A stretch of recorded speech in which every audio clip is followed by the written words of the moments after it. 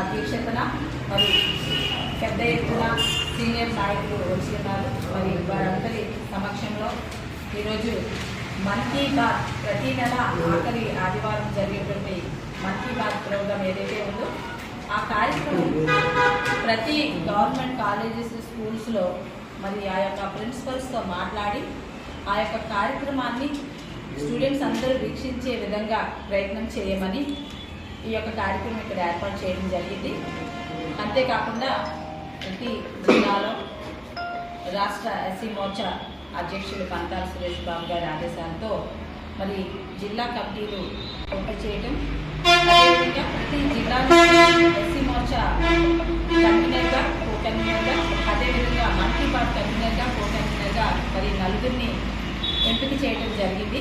మరి వారందరికీ జిల్లా అధ్యక్షులు వారి చేతుల మీదుగా మరి వారికి నియామక పత్రం అందజేయడం జరుగుతోంది. మరి ఈ వేళ నుంచి మొదలుకొని ఈ నెల 22వ తారీఖున ప్రధానమంత్రి మరి మాట్లాడతారు.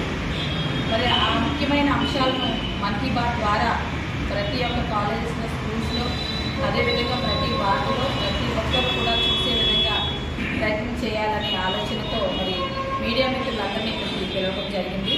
సో మీడియా మిత్రులందరికీ కూడా మా యొక్క వెనుక ఒకేనండి. భారతీయ జనతా పార్టీ మన దేశ ప్రధాని శ్రీ నరేంద్ర మోడీ గారు సంపన్న దేశాలలో మన దేశం కూడా ముందరలో ఉండాలనే ఉద్దేశంతో అనేక రకాల సంక్షేమ పథకాలను ఇస్తూ సంక్షేమ నిధులు ఇస్తున్నారు.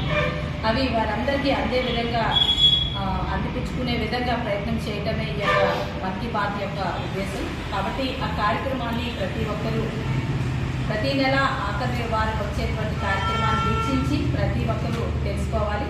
అంతేకాకుండా కస్తూర్బాయి కాలేజీ హాస్టల్స్, అలాగే గర్ల్స్ హాస్టల్స్, బాయ్స్ హాస్టల్స్, ముఖ్యంగా ఎస్సీ ఎస్టీ హాస్టల్స్లో ఈ యొక్క కార్యక్రమాన్ని వీక్షించిన తర్వాత చిన్నారులతో మన దేశ ప్రధాని నరేంద్ర మోడీ గారు క్విజ్ కాంటెస్ట్ పెట్టమన్నారు. ఆ క్విజ్లో చిన్నారులు గెలుపొందిన వారికి ప్రథమ ద్వితీయ బహుమతులు అందజేస్తారు. మరి ఈ యొక్క కార్యక్రమాన్ని కూడా జిల్లా అధ్యక్షుల వారి సమక్షంలో మరి ఆ యొక్క కాలేజెస్లో ఏర్పాటు చేయడం జరుగుతుంది. కాబట్టి ఇంతటి చక్కటి అవకాశం ఇచ్చిన ప్రతి ఒక్కరికి పేరు పేరున హృదయపూర్వక ధన్యవాదాలు తెలియజేస్తున్నాను. భారత్ మాతా కీ జై.